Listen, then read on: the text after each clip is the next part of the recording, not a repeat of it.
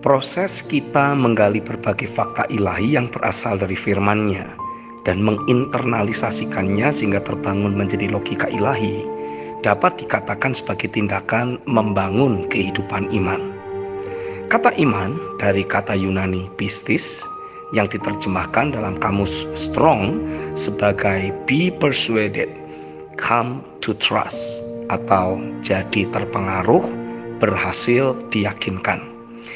Memang kita harus menyadari bahwa iman adalah merupakan hasil produk dari pekerjaan firman dan roh yang terjadi dalam hidup orang percaya, bukan hasil usaha dari orang percaya yang bersangkutan.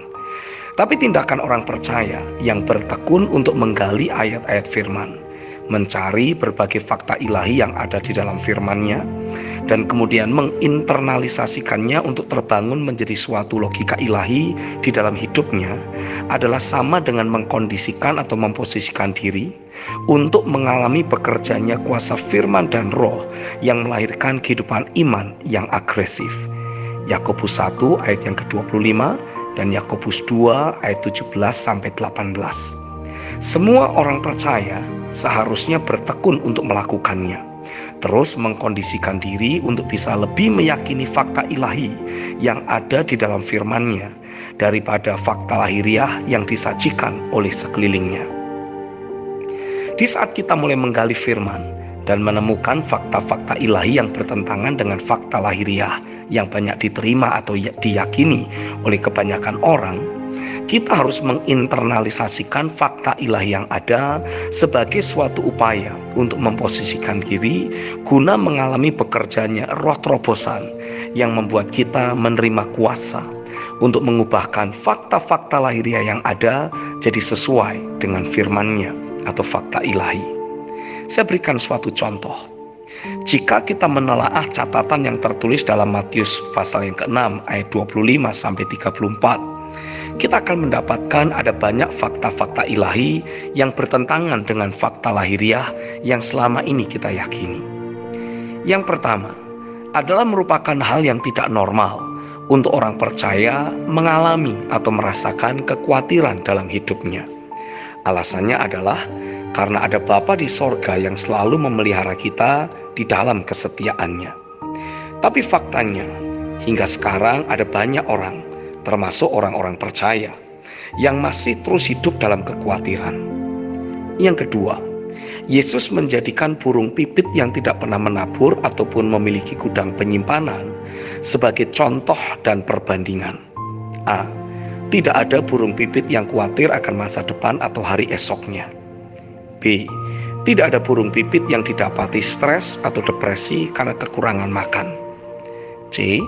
Tidak ada burung pipit yang cemberut atau mengomel karena tidak mendapatkan makanan.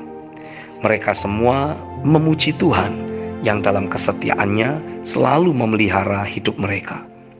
Yesus menegaskan, kalau Bapa begitu perhatian pada burung pipit, apalagi terhadap keberadaan orang percaya. Kekhawatiran kita tidak akan pernah membuat terjadinya perubahan ke arah yang positif. Kekhawatiran hanya akan memperumit situasi yang kita hadapi dan bahkan merusak kehidupan kita sendiri. Yang ketiga, Yesus menegaskan alasan bunga bakung di padang bisa lebih indah dari pakaian Salomo adalah karena sang bunga sudah memposisikan diri secara akurat untuk mengalami bekerjanya hukum alam atas dirinya. Demikian juga dalam kehidupan orang percaya. Seandainya orang percaya mau memposisikan diri secara akurat untuk mengalami bekerjanya hukum roh dan kehidupan, otomatis mereka akan dibawa menikmati kehidupan yang diistimewakan oleh Tuhan. Ulangan 28 ayat yang pertama.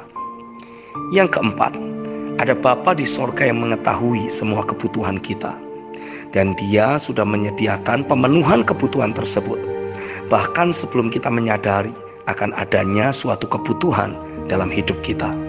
Matius 6 ayat yang ke-8. Yang kelima, Yesus sekali lagi menegaskan bahwa sebagai orang percaya, prioritas hidup kita haruslah kerajaan-Nya, bukan lagi diri kita atau masa depan kita. Dari sejak kita bertobat, perspektif yang harus kita bangun atau miliki adalah, aku sudah mati bagi dosa, tapi sekarang aku hidup hanya bagi Allah. Roma 6 ayat yang ke-11. Saat orang percaya menginternalisasikan fakta-fakta ilahi di atas untuk terbangun menjadi suatu logika ilahi dalam hidupnya, diimajinasikan, diperkatakan, dijadikan bahan doa secara sedemikian rupa, sehingga terus mempengaruhi dan membuat kita lebih meyakini fakta ilahi yang ada di dalam firman-Nya, lebih daripada fakta lahiriah yang ada. Otomatis logika ilahi yang kita bangun tersebut akan memiliki cukup kekuatan untuk menantang berbagai fakta lahiriah dan logika manusiawi yang ada, bahkan memastikan apa yang sudah diyakini fakta ilahilah yang akan bermanifestasi, mengubah fakta lahiriah, mematahkan logika manusiawi. Saat itulah kita bisa berkata bahwa oleh imanku aku mengalahkan dunia ini.